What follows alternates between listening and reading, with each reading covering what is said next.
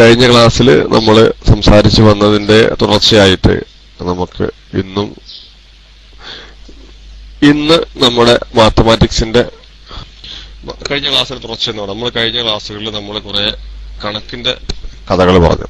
അപ്പോൾ നമ്മൾ ഈ അടുത്തൊരു ക്ലാസ്സിൽ ഇപ്പോൾ ഇത്രയും കാലത്തിൽ നമ്മളെല്ലാം ചെലവ് കുറഞ്ഞ അല്ലെങ്കിൽ ചെറിയ വീടുകളുടെ അതിന്റെ നിർമ്മാണവും അതിൽ വന്ന ഡിസൈനിങ്ങിന്റെ പാളിച്ചകളും അല്ലെങ്കിൽ നമ്മൾ ശ്രദ്ധിക്കേണ്ട വിഷയങ്ങളും ഒക്കെ നമ്മൾ ചർച്ച ചെയ്തപ്പോൾ ഇനി അടുത്ത ഒരു ക്ലാസ്സിൽ, അപ്പോൾ ഇത്രയും കാലം നമ്മുടെ ക്ലാസ്സുകളിൽ എല്ലാം പാവപ്പെട്ടവർ തന്നെയാണെന്ന് ഞാൻ വിശ്വസിക്കുന്നില്ല.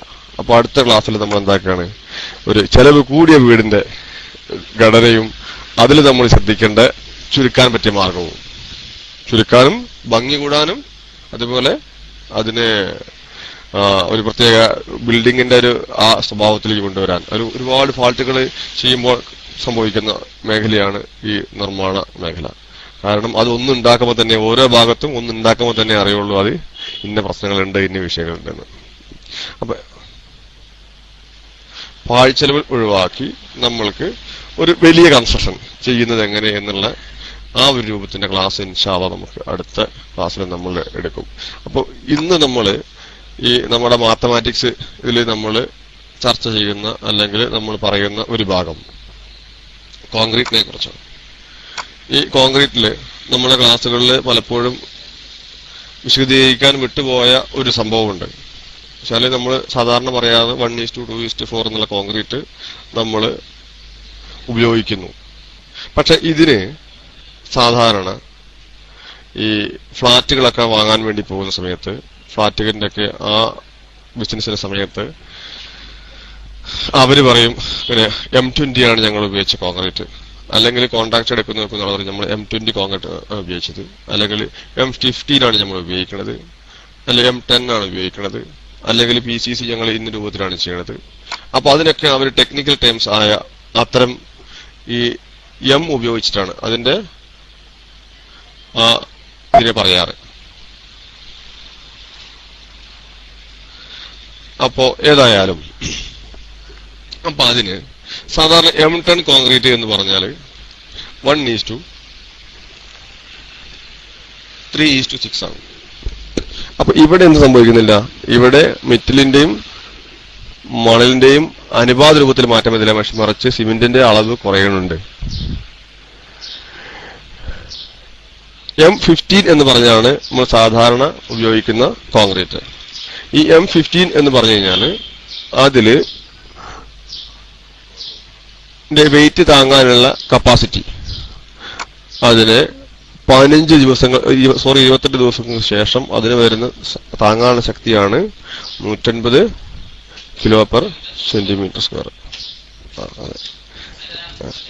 അപ്പൊ ഇതേപോലെ തന്നെയാണ് ഇതിന്റെ ഈ ഹൈറ്റ് പറഞ്ഞത്. അല്ല, ഞാൻ നേരത്തെ പറഞ്ഞ M20, M50, M25, M10 സാധാരണ ഉപയോഗത്തിൽ വരുന്ന ഇതാണിങ്ങനെ. അതിന് വരുന്ന കോൺക്രീറ്റിന്റെ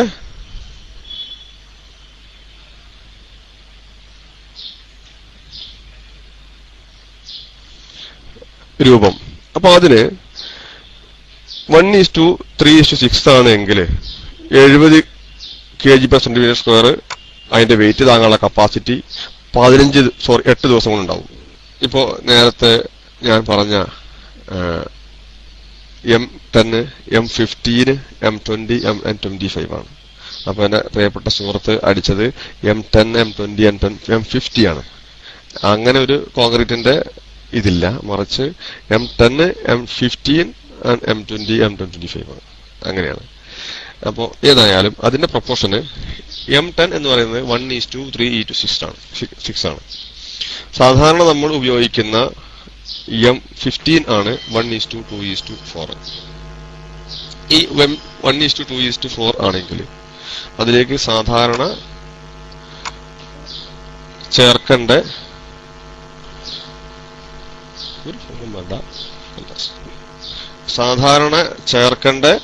വെള്ളത്തിന്റെ അളവ് 32 ലിറ്റർ ആണ്. ചേർക്കേണ്ട വെള്ളത്തിന്റെ അളവ് 32 ലിറ്റർ ആണ്. അതുപോലെ സാധാരണ നമ്മൾ അതെന്തിനാ അങ്ങനെ പറഞ്ഞതിന് കാരണം ഇനി വരുന്ന കാലം വെള്ളത്തിൽ ഇല്ലാത്ത കാലമാണ്. അതായത് ഇനി വരുന്ന വേനൽക്കാലത്ത് വെള്ളം വളരെ കുറവായിരിക്കും. അപ്പൊ ഇങ്ങനെ കുറവാകുമ്പോൾ അതൊരു ചാക്കില് എത്ര വെള്ളം വേണം നമുക്ക് സംഭരിച്ചു വെക്കാൻ കൂളായിട്ട് കഴിയും.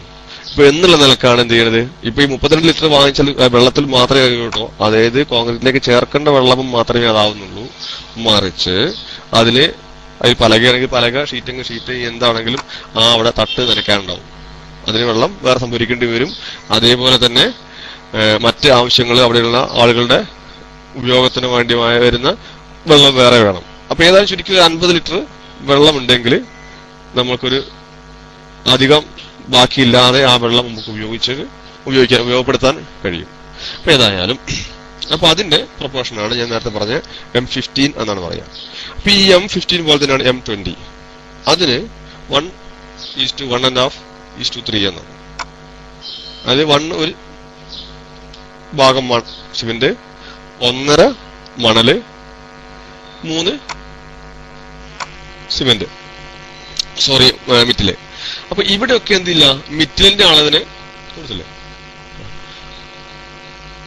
അതൊക്കെ നമ്മൾ കൈകാര്യമുള്ളൂ. ഒക്കെ പോയിക്കോട്ടെ ഒക്കെ കഴിഞ്ഞോളൂ. അതൊന്നും പ്രശ്നമായതല്ല. അതൊക്കെ പൈസ, അതൊന്നും കേസില്ല. ഞാൻ തന്നത് വാങ്ങാൻ പോവുക, വേറെ ഡയലോഗ് ഒന്നും അവിടെ ഇല്ല. ഞാൻ തന്നത് വാങ്ങാൻ പോവുക, ബാക്കി ഞാനും മോഹനും സംസാരിക്കും. അപ്പൊ ഞാൻ പറഞ്ഞത് നോക്കണ്ട, ആക്കെ സംസാരിച്ചോളൂ. അപ്പൊ ഏതായാലും ഇതേപോലെ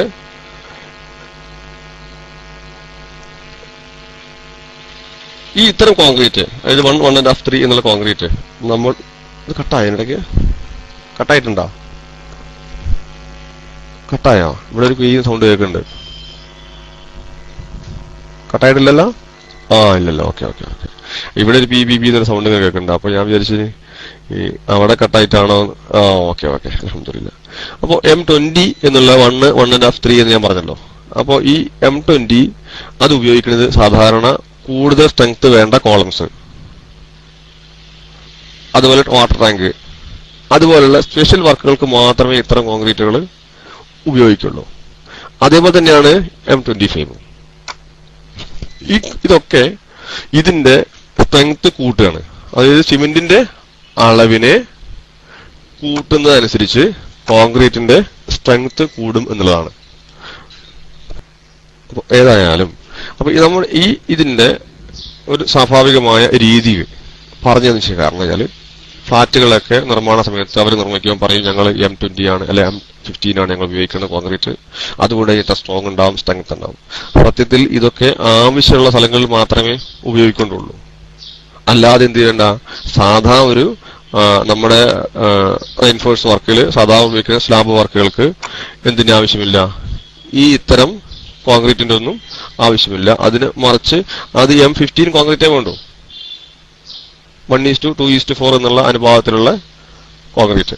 ആ കോൺക്രീറ്റ് അതില് 28 ദിവസം കഴിയുമ്പോൾ അതിന് വെയിറ്റ് എടുക്കാനുള്ള കപ്പാസിറ്റിയാണ് സെന്റിമീറ്റർ സ്ക്വയറിൽ 150 കിലോ.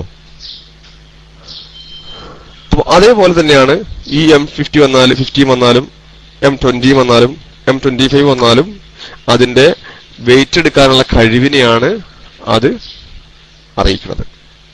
അല്ലാതെ മറിച്ച് മറ്റൊരു സംഭവമാണ് എന്ന് നിങ്ങൾ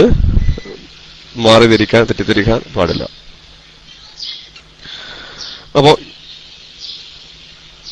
അതേപോലെ ഇന്നത്തെ നമ്മുടെ ആ ഒരു മാത്തമാറ്റിക്കൽ സൈഡായ ആ ഭാഗത്തെ കഴിച്ച് ഇന്ന് നമ്മൾ പറയണത്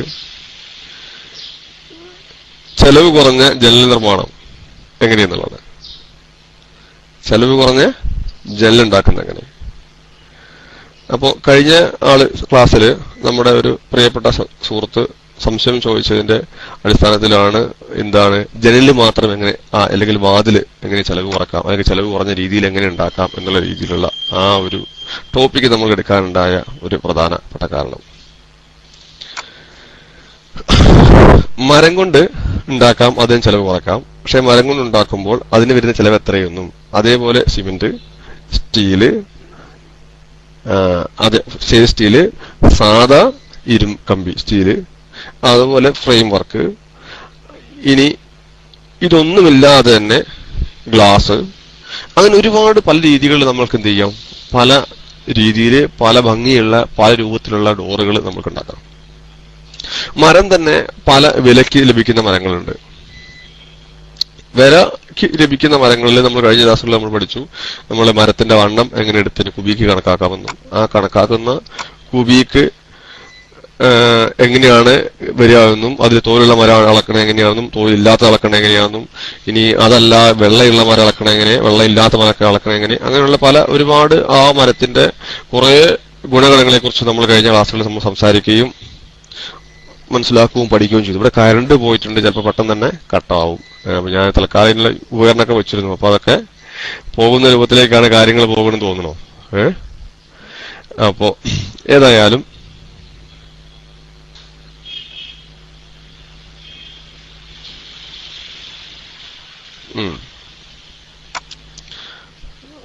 പ്ലീസ് റിപ്പീറ്റ്. അതെ, ആ ക്ലാസ് പ്ലീസ് റിപ്പീറ്റ്. ആ ക്ലാസ് എനിക്ക് തോന്നുന്നത് ഇൻഷാ അല്ലാഹ് നമ്മുടെ അബൂറഫ അദ്ദേഹത്തിന്റെ യൂട്യൂബിൽ ഉണ്ട് എന്നാണ് എനിക്ക് തോന്നുന്നത്. ആ ക്ലാസ്സിന്റെ, അതായത് മരത്തിനെ കുറിച്ച് നമ്മൾ അന്ന് സംസാരിച്ച ഒരു അളക്കുന്ന രൂപം അതെങ്ങനെയാണ് ഉപയോഗപ്പെടുത്തുക എന്നൊക്കെ എന്ന രീതിയിലുള്ള ആ ക്ലാസ്സിന്റെ റിപ്പീറ്റ് ആ ക്ലാസ്സിൽ ഉണ്ടാവാം സംശയം ഇൻഷാ അല്ലാഹ്. അങ്ങനെയെന്നാണ് എനിക്ക് തോന്നുന്നത്. അതിന്റെ ആ വിഷയത്തെ കുറിച്ചുള്ള മുഴുവൻ നിങ്ങൾക്ക് അന്ന് നമ്മള് കാൽക്കുലേഷൻ മാത്രമുള്ളോ? അത് ശരി, ഓക്കെ.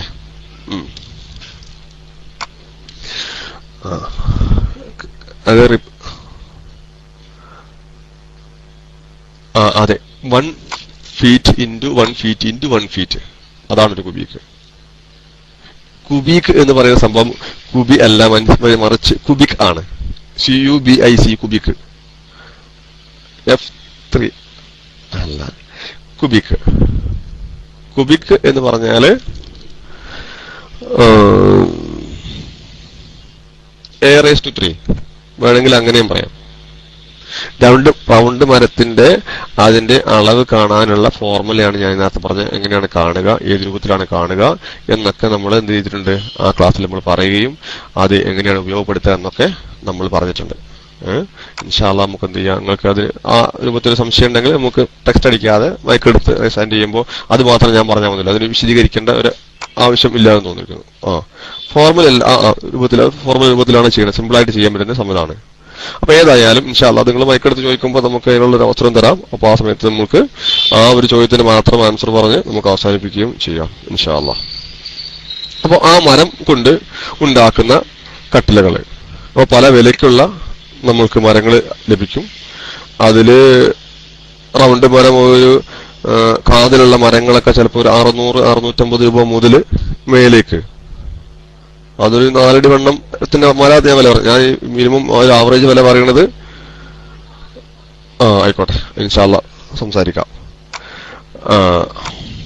അപ്പൊ അങ്ങനെ ഓഫീസിലുള്ള ആളുകൾക്ക് എന്ത് ചെയ്യാം, ഓഫീസിലുള്ള ആളുകൾക്ക് നമ്മുടെ അഡ്മിന്മാരുണ്ടാവും, അവർക്ക് PM ചെയ്താൽ അവർ മൈക്കെടുത്ത് ചോദിക്കും. അത് അങ്ങനെ ഒരു പറയുന്നതിന് കാരണം നമ്മുടെ SGBയുടെ ഒരു റൂൾ അങ്ങനെ ആയതുകൊണ്ടാണ്. മാത്രമല്ല നമ്മുടെ റേഡിയോ ശ്രോതാക്കൾക്കൊക്കെ എന്താണ് ചോദിച്ചതെന്ന് മനസ്സിലാക്കാനും, അവർക്ക് ഇതിപ്പോ നമ്മൾ ടെക്സ്റ്റ് അടിച്ചതും ഇവിടെ സ്ക്രീനിൽ അടിച്ചതൊന്നും അവർക്കറിയാൻ കഴിയില്ല. അപ്പൊ അവരെന്താവും, നമ്മൾ റേഡിയോ ശ്രോതാക്കള്, നമ്മൾക്ക് ഇപ്പൊ നേരത്തെ ഫോൺ ചെയ്ത ഒരാള് റേഡിയോ ശ്രോതാവാണ്. അപ്പൊ എന്നോട് പറഞ്ഞത് M20 ഒക്കെ പറയുമ്പോ സൂക്ഷിച്ച് പറഞ്ഞോ തെറ്റുന്ന്. അപ്പൊ അതാണ് സംഭവം. അപ്പൊ റേഡിയോ ശ്രോതാക്കളാണ്. അപ്പോ ഇത്തരത്തില് ഇത് കേൾക്കുന്ന ആളുകൾ ഒരുപാടാണ്, അതുകൊണ്ടാണ്. അപ്പോ നിങ്ങൾ എന്ത് ചെയ്യുക, നമുക്ക് സംവിധാനം ഇൻഷാ അല്ലാഹ് നമുക്ക് ഉണ്ടാക്കാം എന്നുള്ള ഞാൻ ഓർക്കുന്നു.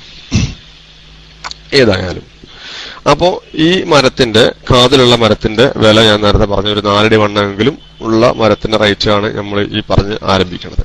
അപ്പൊ അത്തരത്തില് വില കുറഞ്ഞ മരങ്ങൾ നമ്മൾക്ക് സെലക്ട് ചെയ്യാം, നല്ല കാതിലുള്ളത്, ഉറപ്പുള്ളത് നമുക്ക് സെലക്ട് ചെയ്യാം. ഇനി മരം ആകുമ്പോ മരത്തിന് പിന്നെ കമ്പി വേണം, അത് ബെൻഡടിപ്പിക്കണം, അതിന് തുളക്കണം.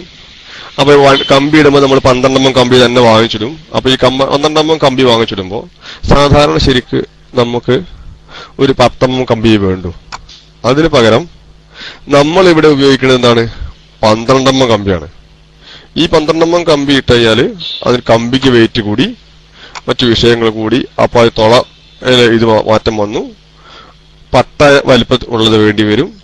അപ്പൊ അങ്ങനെയൊക്കെ വരുമ്പോ ഈ കമ്പിയുടെ വണ്ണം കൂടുന്നതനുസരിച്ച് അതിന്റെ വിലയും വെയിറ്റും ഒക്കെ കൂടി. അപ്പൊ മാത്രമല്ല, അപ്പൊ അങ്ങനെ വരുമ്പോൾ മരത്തിന് വണ്ണം കൂട്ടിയിരണം, അങ്ങനെയൊക്കെ ഉണ്ട്. ആ സ്ഥാനത്ത് സിമെന്റിന്റെ ജനലാണെങ്കിൽ ഇതിന്റെ ഏകദേശം നേർ പകുതി വിലയെ വരുള്ളൂ. സിമെന്റിന്റെ ജനലാണെങ്കിൽ ഈ സിമെന്റ് ജനല് തന്നെ അതിൽ സാധാരണ നമ്മൾ സ്പെഷ്യലായിട്ട് പറഞ്ഞെങ്കിൽ മാത്രമേ നമുക്ക് 12 കമ്പി ഇട്ടിട്ടുള്ളൂ. അതാണ് പാവപ്പെട്ടവർ ചെയ്യുന്ന സംഭവമാണ്. പാവപ്പെട്ടവർ എന്താക്കും, ഏതെങ്കിലും ഒരു വാതില് ഉണ്ടാക്കാൻ വിചാരിക്കണവൻ അവൻ എന്താക്കും, അല്ലെങ്കിൽ ജനല് ഉണ്ടാക്കാൻ ഏതെങ്കിലും ഒരു ഡോർ കമ്പിന്റെ ഒക്കെ ഉണ്ടാക്കാൻ പോകണവൻ അവൻ 12 കമ്പി വാങ്ങും. പക്ഷെ ആ സ്ഥാനത്ത് സിമെന്റിന്റെ ജനല് സ്പെഷ്യൽ പറഞ്ഞെങ്കിൽ ഈ 12 കമ്പി ഇടുള്ളൂ ആളുകൾ. കാരണം അവന്റെ ഒരു മാർക്കറ്റ് റേറ്റ് ഉണ്ട്. ആ മാർക്കറ്റ് റേറ്റ് നിന്ന് കുറയാനാണ് എന്ത് ചെയ്യണത്, എപ്പോഴും കമ്പിന്റെ വണ്ണം കുറച്ചിട്ടാണ് അവർ ആ റേറ്റ് പറയാ. 10 കമ്പിയിട്ട് അതിന് വേണ്ടുന്ന 3/4 ഇഞ്ച് പട്ടയിട്ട് അത് ഒന്നിച്ച് തുളച്ച് ആ സാധനം ഉപയോഗപ്പെടുത്തുകയാണ് ചെയ്യുക. അപ്പൊ ഇതേപോലെ അപ്പൊ അതിന് പകരമാണ് ഈ പറഞ്ഞ ജനൽ, സിമെന്റിന്റെ ജനല്. ഈ സിമെന്റിന്റെ ജനല് നിങ്ങൾക്ക് ഒരു പ്രത്യേക എക്സ്റ്റേണൽ ലുക്ക് ഉണ്ടാക്കാൻ സഹായിക്കും. എന്ത് ചെയ്യുക, അത് ഒറ്റക്കള്ളി ജനല് വാങ്ങാം. ഒറ്റക്കള്ള ജനല് വാങ്ങിയിട്ട് അതിന്റെ ഇടയിൽ കൂടെ ഗ്യാപ്പ് വെച്ചിട്ട് പടുത്തു കഴിഞ്ഞാൽ ഒരു പ്രത്യേക എക്സ്റ്റേണൽ ലുക്ക് ഉണ്ടാവും. എന്നിട്ട് അതിന് മരം ലോങ് ലൈഫ് അല്ലേ എന്ന് ചോദിച്ചാല്, മരം ഫുള്ള് കാതലാണെങ്കിൽ ലോങ് ലൈഫ് ആണ്. ഫുള്ള് കാതലാണെങ്കിൽ അതെല്ലാ മരവും ലോങ് ലൈഫ് അല്ല. പിന്നെ ഒരു ബിൽഡിങ്ങിന് നമ്മൾക്ക് ഇത്ര കാലം എന്നുള്ള കാലാവധി ഇല്ലേ, ആ കാലാവധി പുറത്തേക്കൊന്നും മരവും നിൽക്കില്ല. കാരണം സിമെന്റ് ഉപയോഗിച്ച് നമ്മൾ കോൺക്രീറ്റ് ഉണ്ടാക്കുകയും അതിന്റെ ചുമരുകൾ പണിയെടുക്കുകയും അത് തേക്കുകയും ചെയ്ത് കഴിഞ്ഞിട്ട് ലോങ് ലൈഫായ ഒരു മരം വെച്ചത് കൊണ്ട് എന്തില്ല, പ്രത്യേകിച്ച് അതിൽ ആദായമൊന്നും ഇല്ല. മറിച്ച് അപ്പോൾ നമ്മൾ അവിടെ നമ്മൾക്ക് കഴിയുന്ന ചെലവുകൾ കുറച്ചാൽ അവിടെയാണ് വിജയം. ഇപ്പൊ ഞാൻ നേരത്തെ പറഞ്ഞ പോലെ ഏതായാലും ഒരു കല്ല് ജനല് വെച്ചിട്ട് ആ ജനലിന്റെ സൈഡിൽ കൂടെ ഒരു കല്ല് കുത്തര വെച്ച് കെട്ടുക. കുത്തര വെച്ച് കെട്ടിയിട്ട് അതിന്റെ മുകളിൽ ഈ സൺഷെയ്ഡ് ഇടാം. അങ്ങനെ ഇട്ട് കഴിഞ്ഞാൽ ഈ സൺഷെയ്ഡും ഇതിന്റെ മുകളിൽ വരുന്ന ജിൻഡിലും കൂടെ ഒറ്റടിക്ക് വാർക്കാം. അതായത് പീസ് ജനല് വെച്ചിട്ട്, ഒറ്റ കല്ല് ജനല് വെച്ചിട്ട് ആ ജനലിന്റെ മുകളിൽ ഇതേപോലെ ഒരു കല്ല് വെച്ചാൽ അതിന്റെ മുകളിൽ സൺഷെയ്ഡ് കൊടുത്താൽ കറക്റ്റായിട്ട് പുറത്ത് നോക്കുന്നത് കറക്റ്റ് സൺഷെയ്ഡ് ഒക്കെ ഉണ്ടാവും, എല്ലാ സാധനം ഉണ്ടാവും. ബിൽഡിങ്ങിന് സ്ട്രെങ്ത്തിന് ഒരു കുറവും ഉണ്ടാവില്ല. വലിയൊരു പൈസ അതിനകത്ത് ലാഭിക്കാം. സൺഷെയ്ഡായി സാധനമായി സംഭവം. ജനല് നല്ല പ്രത്യേക എക്സ്റ്റേണൽ ലുക്കായിരിക്കും. 2 or 3 ജനല് ഇങ്ങനെ അടുപ്പിച്ച് വെച്ചാൽ നല്ല കാണാൻ നല്ല ഭംഗിയായിരിക്കും. അപ്പൊ മൊത്തം അതിന്റെ പുറത്തോട് പുറം 2.10 ഉണ്ടാവുള്ളൂ.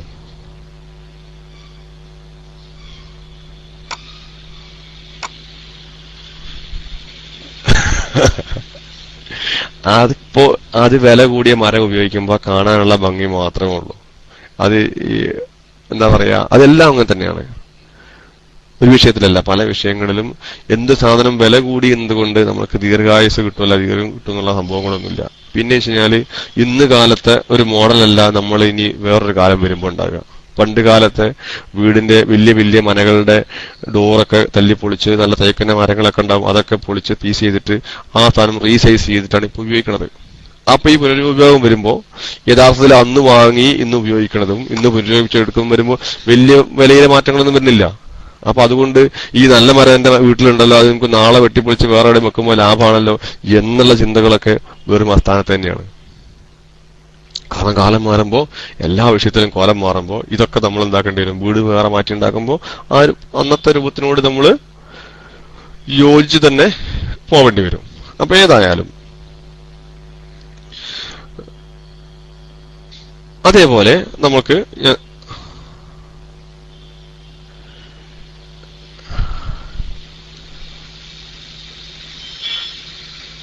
ഞാൻ പറഞ്ഞു സിമെന്റിന്റെ ഉപയോഗപ്പെടുത്താം. ഇതേപോലെ നമുക്ക് അവിടെ ഗ്രിൽസ് മാത്രം ഇട്ട് ഉപയോഗപ്പെടുത്താം.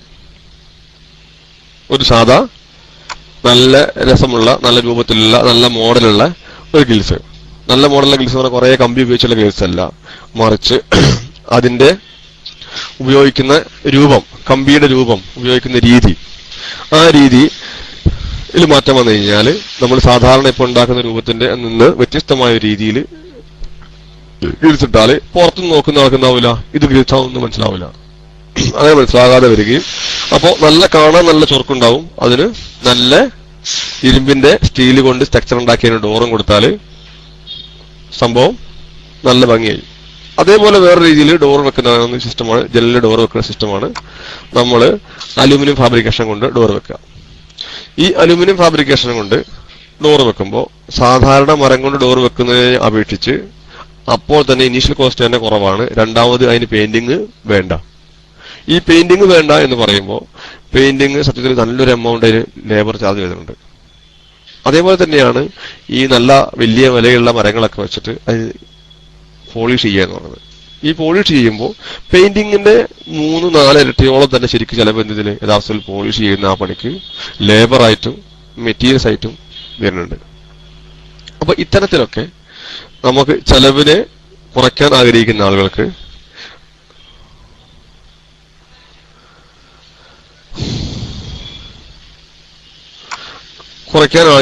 എന്ത് ചെയ്യാം, ഈ തരത്തിലുള്ള ജനലിലെ ഈ ഫ്രെയിം മാറ്റാം. അതേപോലെ സ്റ്റീൽ ഫ്രെയിംസ് ആണ് പിന്നെ എന്ത് വേണ്ട, സ്റ്റീൽ ഫ്രെയിംസ് ആണെങ്കിൽ എന്ത് വേണ്ട, അതിന് പെയിന്റിങ് തന്നെ വേണ്ട. അപ്പൊ ഇതൊക്കെ ചെയ്യുമ്പോൾ അതാണ് ചെയ്യാൻ ഉദ്ദേശിക്കുന്നത് എന്നുണ്ടെങ്കിൽ അതാദ്യം അതിന് നമ്മൾക്ക് ആവശ്യമായ അവിടെ ഒഴിവിട്ട് ഡിൻഡിൽ വാർത്ത് പോവുകയാണ് വേണ്ടത്. അങ്ങനെ ഡിൻഡിൽ വാർത്ത് പോയി കഴിഞ്ഞാൽ ആ ഒഴിവിലേക്ക് അതിന് പാകമായ സാധനം ഉണ്ടാക്കി സെറ്റ് ചെയ്യാണ് ചെയ്യാം. അല്ലാതെ നേരത്തെ എന്ത് ചെയ്യാൻ പാടില്ല, നേരത്തെ സ്റ്റീലിന്റെ ജനല് വാങ്ങിച്ചിട്ട് കൊണ്ട് ഫിറ്റ് ചെയ്യാൻ പാടില്ല. അങ്ങനെ ചെയ്ത് കഴിഞ്ഞാൽ ഇതിന്റെ മുകളിലൊക്കെ ഒരുപാട് സിമെന്റുകളൊക്കെ പിടിക്കും. അങ്ങനെ പിടിച്ചാൽ അത് പിന്നെ ചിരണ്ടി പോകല് വലിയൊരു പണി തന്നെയാണ്. ഇപ്പോൾ അതുപോലെ വീട് നിർമ്മിക്കുന്ന ആളുകൾ യഥാർത്ഥത്തിൽ പ്രധാനമായും ശ്രദ്ധിക്കേണ്ട ഒരു ഭാഗമാണ് ജനല് നമ്മൾ ആദ്യം വെക്കും. ജനല് കട്ടിലൊക്കെ എന്താവും, ഉറപ്പ് കൂടാൻ എന്നുള്ള ആ ഒരു നാട്ടിലുള്ള സംസാരത്തിന്റെ പേരിൽ ജനല് കട്ടിലൊക്കെ ആദ്യമേ വെക്കും. അതായത് പടുത്ത് കൊടുക്കുന്ന സമയത്ത് തന്നെ ജനലും കട്ടിലും വെക്കും. അതുകൊണ്ട് ഈ പാവപ്പെട്ട കട്ടിലും ജനലയും ഇങ്ങനെ മഴയും വെയിലും കൊണ്ട് ഇങ്ങനെ കിടക്കും. അത് മാത്രമല്ല കോൺക്രീറ്റ് ഡിൻഡിൽ കോൺക്രീറ്റ് ചെയ്യുമ്പോൾ ആ കോൺക്രീറ്റ്, മേസ്ലാബ് കോൺക്രീറ്റ് ചെയ്യുമ്പോൾ ആ കോൺക്രീറ്റ്, പിന്നെ പടുക്കുന്ന സമയത്ത് കോൺക്രീറ്റ് കുത്ത് ചവിട്ട് വെട്ടൊക്കെ പോലെ കൊള്ളുകയും ചെയ്യും.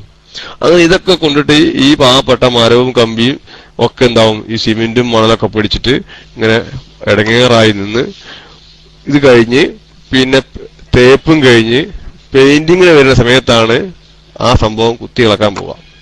ഇത് കുത്തി ഇളക്കാൻ പോയിരുന്ന സമയത്ത് എന്താവും, അത് കുറെ ഭാഗം തുരുമ്പ് റസ്റ്റ് അടിച്ചിട്ടുണ്ടാവും. അതേപോലെ ഇത് കുത്തിയാ കിട്ടുന്നുണ്ടാവില്ല. അപ്പൊ അങ്ങനെ വലിയ വലിയ ഉളിയും സാധനങ്ങളൊക്കെ ഉണ്ട്. അതിന് പറ്റിയ പണിക്കാരുടെ പറ്റിയ സാധനങ്ങളൊക്കെ ഉണ്ട്. ഇതൊക്കെ വെച്ച് ഒരു ജനല് നന്നാക്കി വരുമ്പോ ശരിക്ക് ഒരു 2 കള്ളിയുള്ള ജനല് അല്ലെങ്കിൽ 3 കള്ളിയുള്ള ജനലൊക്കെ ശരിക്കും നന്നാക്കുകയാണെങ്കിൽ ഒരു 1.5 ആളെ പണി വരും. ഇന്നത്തെ കണക്കനുസരിച്ച് കൂലികൾ കൂട്ടിക്കോളെ നന്നാക്കാൻ വേണ്ടി മാത്രം. അപ്പൊ ഇങ്ങനെ ഈ തരത്തിലുള്ള അതായത് നമ്മൾ ആദ്യം വെക്കുന്ന പരിപാടി പദ്ധതി ഉപേക്ഷിക്കുക.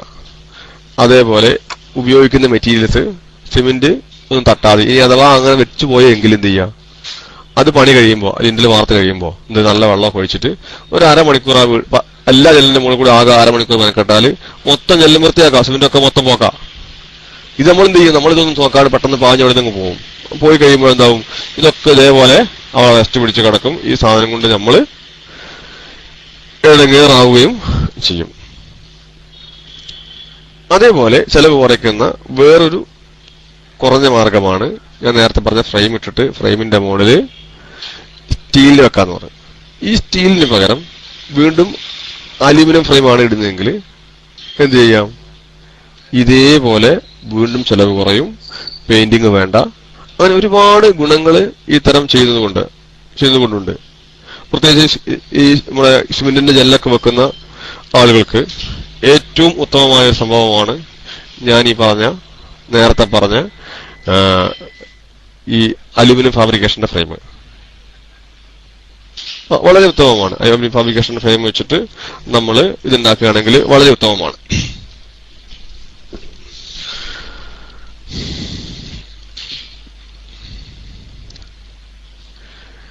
പിന്നെ അതേപോലെ നമ്മൾക്ക് ഉപയോഗപ്പെടുത്താം ഉപയോഗിച്ച മരങ്ങൾ. അതായത് നേരത്തെ ഉപയോഗിച്ച ഏതെങ്കിലും വലിയ വലിയ വീടുകൾക്കൊക്കെ ഉപയോഗിച്ച് വീണ്ടും കാലങ്ങൾക്ക് ശേഷം പൊളിച്ചു മാറ്റുന്ന മരങ്ങളെ എടുത്തിട്ട് അതിന്റെ റീസൈസ് ചെയ്തിട്ട് ഉപയോഗപ്പെടുത്താം. അത് അങ്ങനെ ചെയ്യുമ്പോൾ എന്ത് ചെയ്യണം, അതൊരു അത്യാവശ്യം ഒരുപാട് ഏരിയ ഉള്ള ഒരു വീട് അല്ലെങ്കിൽ ആ ഒരുപാട് സ്ഥലങ്ങളെല്ലാം മരം ഒന്നിച്ചു വാങ്ങണം. അല്ലാതെ അതൊരു ജനലിന് വേണ്ടി മാത്രം പോയാൽ ഒക്കെ ഇതേ രൂപത്തിൽ ചെലവ് കൂടുക. അപ്പൊ അല്ലാതെ അത് ഒന്നിച്ച് വാങ്ങി ഒന്നിച്ച് ഉപയോഗപ്പെടുത്തി റീസൈസ് ചെയ്ത് ഒന്നിച്ച് ഉപയോഗിക്കുന്നത് മാത്രമേ എന്താവുള്ളൂ, അത് ചിലവ് കുറയുള്ളൂ. മറിച്ച് നമ്മൾ ഓരോ പീസ് പോയി വാങ്ങിച്ച് അങ്ങനെ ഉപയോഗിക്കുന്ന അവസ്ഥയാണെങ്കിൽ അത്തരം ഒരു പഴയ മരം കൊണ്ട് നമ്മൾ എടുക്കുന്നതിൽ നമുക്ക് ഈ സാമ്പത്തിക ലാഭമൊന്നുമില്ല. മറിച്ച് ഡോറാണെങ്കിൽ, ഞാൻ ജനലിനെ കുറിച്ച് മാത്രമേ പറഞ്ഞിട്ടുള്ളൂ, ഡോറ് ആണ് എന്നുണ്ടെങ്കിൽ ഡോറില് നമ്മൾക്ക് ഒരു ആദായവും സാധാരണ മരത്തിനെ അപേക്ഷിച്ച് മാറ്റിയാൽ ഉണ്ടാവില്ല. കാരണം മരം എന്നുള്ളത് അതിന്റെ വിജാഗിരി, അതിന്റെ വെയിറ്റ് താങ്ങാനുള്ള കപ്പാസിറ്റി, ഇതൊക്കെ അടിസ്ഥാനപ്പെടുത്തിയാണ് അതിന്റെ സ്ക്രൂവും മറ്റു വിഷയങ്ങളും ആ ഡോറിന് വെയിറ്റ് ഉണ്ടാവും. അപ്പൊ ഈ ഡോറിന് വെയിറ്റ് ഉള്ളത് കൊണ്ട് തന്നെ പരമാവധി മരം ആണ് നമ്മൾ ഉപയോഗിക്കണമെങ്കിൽ നമ്മൾക്ക് അതിലെന്ത് ചെയ്യാം, നമ്മൾക്ക് അതിന്റെ അപ്പൊ പറയാണ് നമ്മളെ ഇപ്പൊ പെയിന്റ് അടിക്കുന്നില്ല, പോളിഷ് ചെയ്യുന്നില്ല, അതൊക്കെ വെറുതെ. അതൊക്കെ നല്ല നല്ല മരങ്ങള് ഇപ്പോൾ നിലമ്പൂര് ഇഷ്ടംപോലെ മരങ്ങള് ഗവൺമെന്റ് എന്ത് ചെയ്യുന്നതിന് വെട്ടി വിൽക്കുന്നുണ്ട്. അത് കുബീക്ക് കണക്കിന് ലോഡ് കണക്കിന് ആളുകൾ വാങ്ങി അതൊക്കെ മൊത്തം പോളിഷ് ചെയ്ത് ചെലവാക്കുന്നുണ്ട്. നമ്മുടെ പ്രിയപ്പെട്ട എന്റെ പരിചയത്തിലുള്ള അല്ലെ എന്റെ കസ്റ്റമർമാർ തന്നെ അത്തരത്തിലൊക്കെ ചെയ്യുന്നുണ്ട്. എനിക്കറിയാം, അറിയാതെല്ല ഞാൻ സംസാരിക്കുന്നത്. ഇതൊക്കെ 100% അറിഞ്ഞുകൊണ്ട് തന്നെയാണ് നമ്മൾ സംസാരിക്കുന്നത്. അപ്പൊ ഏതായാലും അപ്പൊ നമ്മുടെ ചർച്ച എന്തല്ല, നമ്മുടെ ചർച്ച എന്തല്ല തേക്ക് പോളിഷ് ചെയ്യുന്നില്ലോ എന്നുള്ളതല്ല, മറിച്ച് ഇത്തരം ചെയ്യാൻ ആരെങ്കിലും വിചാരിക്കുന്നുണ്ടെങ്കിൽ അതിൽ ഏതെങ്കിലും ഒരു ഭാഗത്ത് നമ്മളെ ഒരു കീശയുടെ ഭാഗം കാലിയാവുന്നുണ്ട് എന്ന് ഉണർത്തുക മാത്രമാണ് നമ്മൾ ചെയ്യണത്.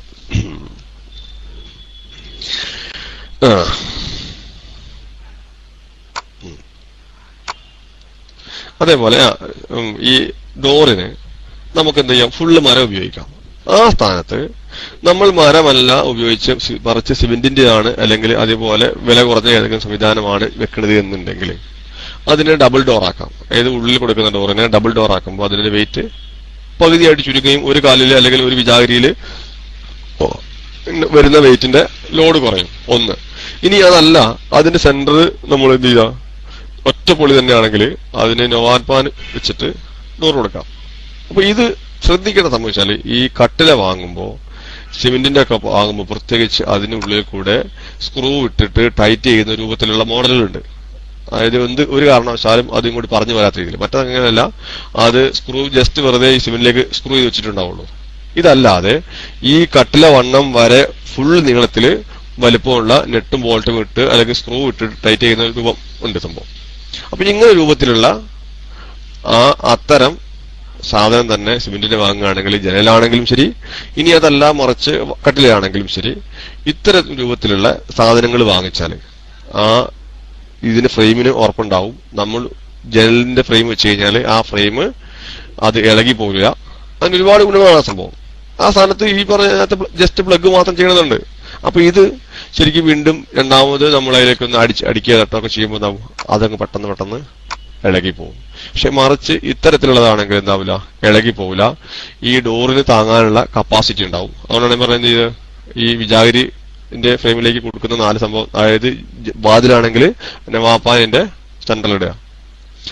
ഇതേപോലെ മരം കൊണ്ട് ജനലുണ്ടാക്കുന്ന ആളുകൾ ശ്രദ്ധിക്കേണ്ടുന്ന ഒരു പ്രധാന സംഭവം, അതിന് പരമാവധി ഹൈറ്റ് 1.35 ആക്കുക. ഒരു കള്ളിയാണെങ്കിലും 2 കള്ളിയാണെങ്കിലും ഇനി അത് 3 കള്ളിയാണെങ്കിലും എത്രയാണെങ്കിലും സാധാരണ നമ്മൾക്ക് വേണ്ട എല്ലാ സ്ഥലങ്ങളിലും വെക്കുന്ന ഹൈറ്റ് 1.35 ആക്കുക. വീതി 1.5 മീറ്റർ. അതായത് 3 കള്ളിക്ക് 1.5 മീറ്റർ, 2 കള്ളിക്ക് 1 മീറ്റർ, ഒരു കള്ളിക്ക് 50 സെന്റിമീറ്റർ. അതായത് 50 സെന്റിമീറ്ററിന്റെ ഗുണിതങ്ങളായിരിക്കുക ഓരോ കള്ളി കൂട്ടുന്നതിന് അനുസരിച്ച്. അപ്പൊ ഇങ്ങനെയാണ് എന്നുണ്ടെങ്കിൽ ഈ 50 സെന്റിമീറ്റർ 5 കള്ളിയാണെങ്കിൽ 2.50 അങ്ങനെ ആ നിലക്ക് ഗുണിതങ്ങളായിരിക്കുക എന്നുണ്ടെങ്കിൽ ഇതിന് ഉപയോഗിക്കുന്ന ഗ്ലാസ്, ഈ ഗ്ലാസ് അളക്കുന്നതിൽ ഒരു സംഭവമുണ്ട്. ഗ്ലാസ് അളക്കുക വെച്ചാൽ അതില് അവര് സാധാരണ നല്ലൊരു അളവുകാരനാണെങ്കിൽ അവരെന്ത് ചെയ്യും, ജസ്റ്റ് ഫുള്ള് ഷീറ്റ് എടുത്തിട്ട് ആ ഷീറ്റിനകത്ത് നിന്ന് വേസ്റ്റ് പോണതിന് മാത്രം കണക്ക് കൂട്ടി അതിനവര് കുറച്ചിട്ട് എമൗണ്ട് പറയും. ഒരു 8-4 ഷീറ്റ് ആണെങ്കിൽ ആ ഷീറ്റിൽ നിന്ന് വേസ്റ്റ് കുറച്ച് പോകും, ചിലപ്പോ ടൈമോ. ആ വേസ്റ്റ് പോണതിന് മാത്രം കണക്ക് കൂട്ടിയിട്ട് അവർ പൈസ വാങ്ങുന്ന നല്ല സാലിഹായ അളവുകാരുണ്ട്. അപ്പോ അല്ലാത്ത ആളാണെങ്കിൽ എങ്ങനെയാണ് നമ്മളെ ആ വിഷയത്തിൽ നമ്മൾ ലെവൽ ചെയ്യുന്നതെന്നാണ് പറയാൻ പോണത്. ഈ നമ്മൾ ഉപയോഗിക്കുന്നത് അതിൽ വരുന്ന ഗ്ലാസ്. ഈ ഗ്ലാസ്സിന് പിന്നെ കണക്ക് കൂട്ട എന്താണ്? ഒരടി വിട്ടാ പിന്നെ 1.5 അടി. കണക്ക് കൂട്ട അങ്ങനെയാണ്. ഒരടി വിട്ടാ പിന്നെ 1.5 അടി, പിന്നെ 2 അടി.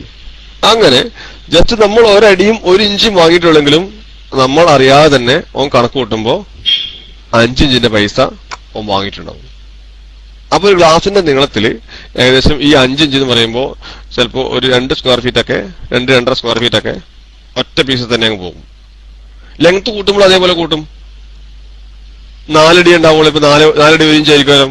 മറ്റേ ഈ 4 അടി 1 ഇഞ്ച് മാത്രമല്ല സംഗതി. ഈ ആശാരിമാര് കണക്കറിയുമ്പോൾ 4 അടി 36 ഇഞ്ച് 3 നൂല് എന്നാ പറയാ. ഈ സംഗതി ഇപ്പൊ 3 നൂല് എന്ന് പറഞ്ഞാൽ ഏകദേശം ഒരു 1/2 ഇഞ്ചാണ്. അപ്പൊ ഈ അത്രയും സംഭവം ഉണ്ടെങ്കിൽ എന്താണ്, നമ്മുടെ ഈ 1/2 ഇഞ്ച് കൊണ്ട് പോണത് 1/2 അടിയുടെ പൈസയാണ്. 1/2 അടി എന്താണ്, ആ നീളത്തിൽ മുഴുവൻ പോവും. കുറച്ചല്ല, വീതി മാത്രമല്ല, നീളത്തിൽ മുഴുവൻ പോവും. അപ്പൊ ആ രീതിയിലാണ് ഇതിന്റെയൊക്കെ കാൽക്കുലേഷൻ. അപ്പൊ ഇങ്ങനെ കാൽക്കുലേഷൻ വരുമ്പോ ഒരു ജനലിന്റെ പീസിൽ തന്നെ ഏകദേശം നിങ്ങൾക്കൊരു 100 രൂപകളൊക്കെ മാറ്റം വരും ഒറ്റ ജനലിന്റെ പീസിൽ. അപ്പൊ ഒരു വീട്ടിൽ ഏകദേശം ഒരു 40-30 പൊളിയൊക്കെ ഉണ്ടാവും.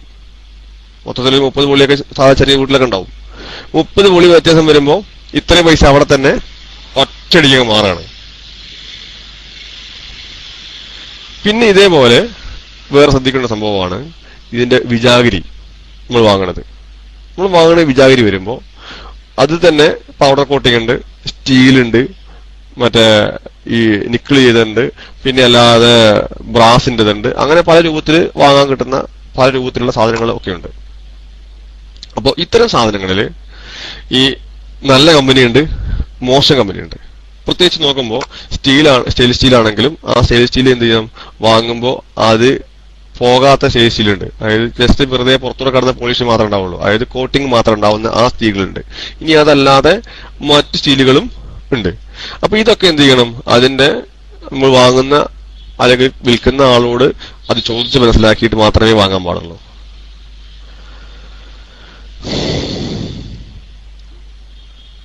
അതേപോലെ പൗഡർ കോട്ടിങ്. ഈ പൗഡർ കോട്ടിങ് ആണെങ്കിലും ഈ പൗഡർ കോട്ടിങ് ചെയ്ത സംഭവവും ഇതേ രൂപത്തിലാണ്. അത് നല്ല കോട്ടിങ് ഉള്ളതുകൊണ്ട് അല്ലാത്തതുകൊണ്ട്. അപ്പൊ ഈ നല്ല കോട്ടിങ്ങുകളിൽ തന്നെ വില കുറഞ്ഞ് കിട്ടുന്ന മോഡലും രൂപമൊക്കെ ഉണ്ട്. അപ്പൊ ഇതൊക്കെ മറച്ചു വെച്ചിട്ട് എന്തായാലും ആവാം, ഒരു നമ്മളെ നേരത്തെ പറയപ്പെട്ട നമ്മുടെ കാർപ്പന്റർ അദ്ദേഹത്തിന് പ്രത്യേകിച്ച് എന്തെങ്കിലും പാരിതോഷികം ലഭിക്കുന്ന കടകളിൽ അവരെന്ത് ചെയ്യും, നമ്മുടെ കസ്റ്റമറെ കൂട്ടിക്കൊണ്ടു പോകും, അവരോടുന്ന വിഷയങ്ങളൊക്കെ പറഞ്ഞു കൊടുക്കും, മറ്റവരതൊക്കെ എടുത്തു കൊടുക്കും. അവസാനം ഇതിന്റെ വില ചോദിക്കില്ല, അവസാനം കണക്ക് കൂട്ടും എന്താവും, സാധാരണ ഡെയിലി മാർക്കറ്റിൽ അവര് അല്ലെങ്കിൽ വിൽക്കുന്നതിന്റെ 5%-10% ഏറെ ഇതിനിട്ട് കൂട്ടുകയും ആ ഏറെ കൂട്ടുന്ന ഈ തരത്തിലുള്ള സംവിധാനങ്ങളാണ് ഉണ്ടാകുക. അപ്പൊ ഇതൊക്കെ നമ്മൾ എന്ത് ചെയ്യണം, നമ്മൾ ഒരു കസ്റ്റമർ ആകുന്ന സമയത്ത് ഇത്തരം വിഷയങ്ങളൊക്കെ നമ്മൾ നോക്കി അത് മനസ്സിലാക്കി കുറച്ച് നമ്മൾ അതിന് സമയം ചെലവഴിച്ച് പഠിച്ചതിന് ശേഷം മാത്രമേ എന്ത് ചെയ്യാൻ പാടുള്ളൂ, ഇതൊക്കെ ചെയ്യാം. കാരണം അല്ലെങ്കിൽ എന്താകും, ഒരു വീടിന്റെ ജനലിന്റെയും മാത്രം അതിന്റെ ഡോറും ലൊക്കൊക്കെ വാങ്ങാൻ വേണ്ടി പോകുമ്പോൾ എന്താവും, അത് തന്നെ ഒരു 40,000-50,000 ഒക്കെ ഉണ്ടാവും. പാവപ്പെട്ട ചെറിയ വീടുണ്ടാക്കുന്ന ആള് 50,000 റുപ്യന്റെ ഡോറ് സാധനം വാങ്ങുന്ന അവസ്ഥ ഉണ്ട്. അപ്പൊ ആ ഒരു അവസ്ഥയിൽ നിന്ന് നമ്മൾ വാങ്ങുമ്പോ, എന്റെ ക്ലാസ് കേൾക്കുന്ന ആള് വാങ്ങുമ്പോൾ അതിനൊരു മാറ്റം വരാനും അതിനെക്കുറിച്ച് പഠിക്കാനും മനസ്സിലാക്കാനും. ഫ്രണ്ട് ഡോറിന്റെ ലോക്കൊക്കെ വാങ്ങുന്ന സമയത്ത് അത് നല്ല രസമുള്ള ഭംഗിയുള്ള സാധനം ഒരു 1000 റുപ്യ മുതൽ സ്റ്റാർട്ട് ചെയ്യും. 1000 റുപ്യ മുതൽ സ്റ്റാർട്ട് ചെയ്യും. നമുക്ക് വാങ്ങാൻ കിട്ടും, മാർക്കറ്റിൽ അവൈലബിലിറ്റി ഉണ്ട്. പക്ഷെ ആ സ്ഥാനത്ത് ചില കടകളിൽ പോയി അതൊന്നും കാണിച്ചിട്ടില്ല. 2500, 2300, 3000, 4000 ഒക്കെ വിലയുള്ള അത് അങ്ങനെയാണ്, ഇതിങ്ങനെയാണ്, ഇതിന്റെ കളർ അങ്ങനെയാണ് എന്നൊക്കെ പറഞ്ഞിട്ട് നമ്മൾ വലിയ കാര്യമായിട്ട് സംസാരിച്ചിട്ട് കേൾക്കുമ്പോൾ നമ്മൾ വിചാരിക്കും, പടച്ചോനെ ഇതിൽ താണൊന്നും ഉണ്ടാവില്ലേക്കാരം എന്ന് വിചാരിക്കും. മറിച്ച് അങ്ങനെയല്ല, നമ്മളൊക്കെ ബജറ്റിൽ ഒതുങ്ങുന്ന ഒരുപാട് സാധനങ്ങൾ മാർക്കറ്റിൽ കിട്ടാനുണ്ട്. അപ്പൊ അത് കിട്ടാനുള്ളത് നമ്മൾ എന്ത് ചെയ്യണം, നമ്മൾ വെറുതെ ചെലവഴിക്കുന്ന ഒരുപാട് സമയങ്ങളിൽ കുറച്ച് സമയം ഇത്തരം ആവശ്യത്തിന് വെറുതെ കയറുക, അന്വേഷിക്കുക, അത്ര കൊണ്ടു. ഇതിനായിട്ട് പോകാൻ പാടില്ല. ഇതിനായിട്ട് പോയാൽ വണ്ടിക്കൂലി നമുക്ക് മുതലാവില്ല. അപ്പൊ അതിന് പകരം മറിച്ച് വെറുതെ നമ്മൾ ചെലവഴിക്കുന്ന സമയം ജസ്റ്റ് ഇത്തരം കാര്യങ്ങൾ ചെക്ക് ചെയ്യാനും അല്ലെങ്കിൽ നിങ്ങൾ വാങ്ങിയ കട എവിടെയാണെന്ന് ചോദിക്കാനും അത് മനസ്സിലാക്കാനും അതിനനുസരിച്ച് ഉപയോഗപ്പെടുത്തുകയും ചെയ്യുമ്പോൾ ഒരു വലിയൊരു ശതമാനം വരെ ഈ ഡോറിന്റെ ഉപയോഗവും ചെലവും വരുമ്പോൾ വലിയൊരു ശതമാനം വരെ നിങ്ങൾക്ക് ചെലവ് കുറയും.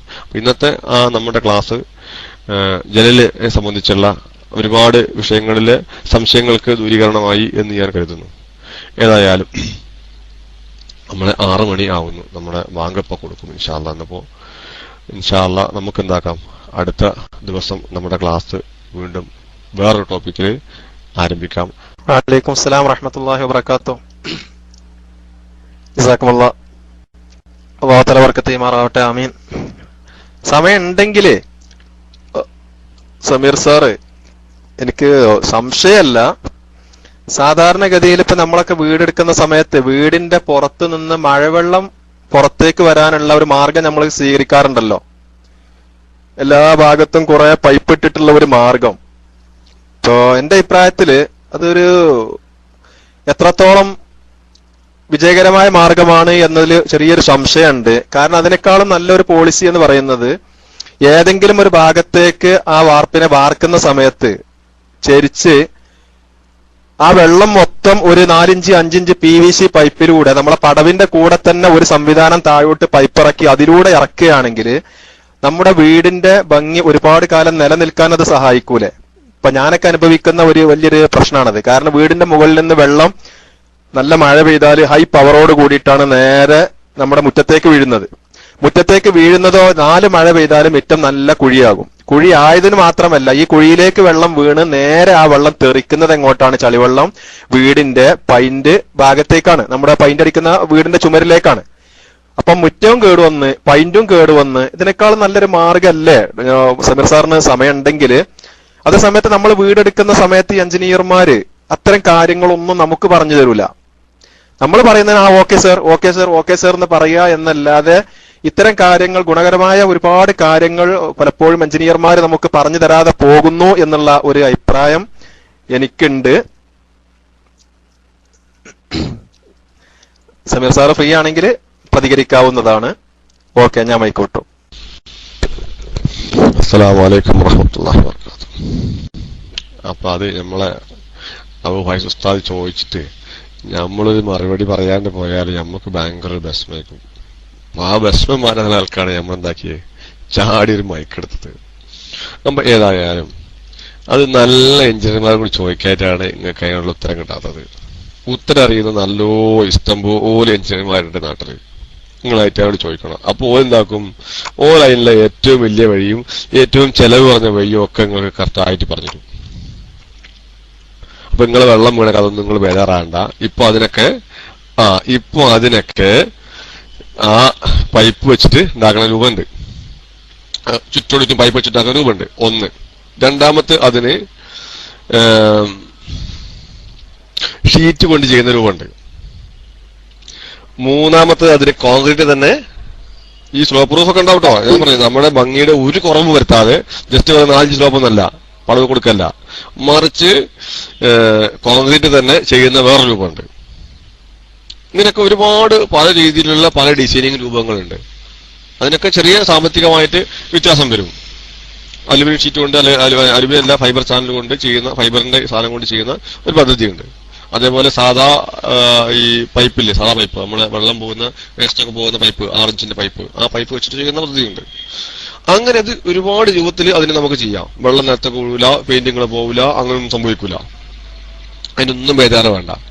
അപ്പൊ അങ്ങനെ ഒരുപാട് കാര്യങ്ങളിൽ അതല്ലാതെ തന്നെ നേരെ സ്ലോപ്പ് കൊടുത്തിട്ട് നേരെ പൈപ്പ് കൊണ്ടുപോയിട്ട് പൈപ്പിന്റെ ഉള്ളിൽ കൂടെ ഫില്ലർ കെട്ടിയിട്ട് ഫില്ലറിന് നല്ല മോഡലൊക്കെ കൊടുത്തിട്ട് നല്ല രസം ആക്കാവുന്ന രൂപമുണ്ട്. കാരണം വെള്ളം കൊണ്ട് പൈപ്പ് ആരും കാണൂല. ഈ മുകളിൽ വെള്ളം പോവുക, മുകളിലേക്ക് വെള്ളം എടുക്കുക, വയറിങ് കൊണ്ടുപോകുക, അങ്ങനെയൊക്കെ ഈ പൈപ്പിന്റെ ഉള്ളിൽ കൂടെ കൊണ്ടുപോകും. ഈ ഫില്ലർ കെട്ടി ഫില്ലറിന്റെ ഉള്ളിൽ കൂടെ കൊണ്ടുപോകും. അങ്ങനെ കൊണ്ടുപോയിട്ട് ചെയ്യുന്ന മോഡലുണ്ട്. അങ്ങനെ പല രൂപത്തിലും ചെയ്യാം. നല്ല രസകരമായിട്ട് ചെയ്യാം. വീടൊക്കെ വലിയ കണ്ടാ തോന്നും വലിയ കൊട്ടാരം പോലത്തെ രൂപത്തിൽ കാഴ്ച ഉണ്ടാവുക. അങ്ങനെയൊക്കെ ചെയ്ത് കഴിഞ്ഞാൽ സംഗതി ഇതിനുള്ളിൽ ചെയ്യണം. കാരണം എന്താണ്, ഇതൊക്കെ കൊണ്ടുപോകാനാണ്, ആരും കാണുമില്ല. അപ്പോ ഇതൊക്കെ ചെറിയ ചെലവ് മാറ്റങ്ങൾ വരും. അപ്പൊ ഇതൊക്കെ നമ്മുടെ ക്ലാസ്സിൽ അത് നേരത്തെ പറഞ്ഞ സംഭവമാണ്. നേരത്തെ ഞാൻ കഴിഞ്ഞ നമ്മളെ ഇൻട്രൊഡ്യൂസ് ചെയ്തപ്പോ നമ്മൾ പറയാൻ സംഭവമാണ്. ഇപ്പോ ഇതൊക്കെ ഞാൻ ഈ ക്ലാസ്സുകളിൽ നമ്മൾ ഉൾപ്പെടുത്താറുന്നത് എന്താണ്, ഒക്കെ ചെലവ് കൂടിയ വീടിന്റെ ഭാഗമാണ് ഇതൊക്കെ. ഒക്കെ ചെലവ് കൂടൂലേ? അപ്പൊ ഓരോ സ്ക്വയർ ഫീറ്റ് റേറ്റ് കൂടും, വിഷയങ്ങളൊക്കെ കൂടും. അപ്പൊ അത്തരമുള്ള കുറെ ഇടനിലക്കാരായ ആളുകൾക്ക്, അല്ലെങ്കിൽ ഒന്നും കൂടെ അപ്പർ സ്റ്റാർ ഉള്ള ആളുകൾക്ക് അല്ലെങ്കിൽ അവർ ഉപയോഗിക്കുന്ന വീട്ടില് അവർ ചെയ്യേണ്ട കുറെ ടെക്നിക്കുകൾ അപ്പൊ അത്തരം ടെക്നിക്കുകളെ കുറിച്ച് ക്ലാസ് നമ്മൾ ഇൻഷാ 2-3 ക്ലാസ് നമുക്ക് എടുക്കണം എന്ന് ആഗ്രഹം എനിക്കുണ്ട്. അപ്പൊ കാരണം നമ്മൾ അങ്ങനെയുള്ള വീടുണ്ടാക്കണവരെ മോശമാക്കാൻ പാടില്ലല്ലോ. കാരണം ചില കുറഞ്ഞ ആളുകൾ നമ്മൾ ആ ഒരു ചർച്ച ചെയ്യുന്നതല്ല, ഇത്തരം ആളുകൾക്കും മനസ്സിലാക്കുന്നവരുണ്ട്. കാരണം അല്ലെങ്കിൽ പടസം എന്താക്കണം, എല്ലാവരും പാവപ്പെടുന്നു, എല്ലാവരും പൈസക്കാരാക്കണം, ആക്കിയിട്ടില്ല. അപ്പൊ എല്ലാവരും ഉള്ള ഭൂമിയാണ് ഇവിടെ ഉള്ളത്. അപ്പൊ അതിന് നമുക്ക് എല്ലാവർക്കും മനസ്സിലാക്കാത്ത രീതിയിലുള്ള ഇൻഷാ അല്ലാഹ് അതിനൊരു നല്ല വിവരണം നമ്മുടെ ക്ലാസ് ഇൻഷാ അല്ലാഹ് ഉണ്ടാവുമെന്ന് ഓർത്തുന്നു. മൈക്കൂടുന്നു. അസ്സലാമു അലൈക്കും വറഹ്മത്തുള്ളാഹി വബറകാതുഹു.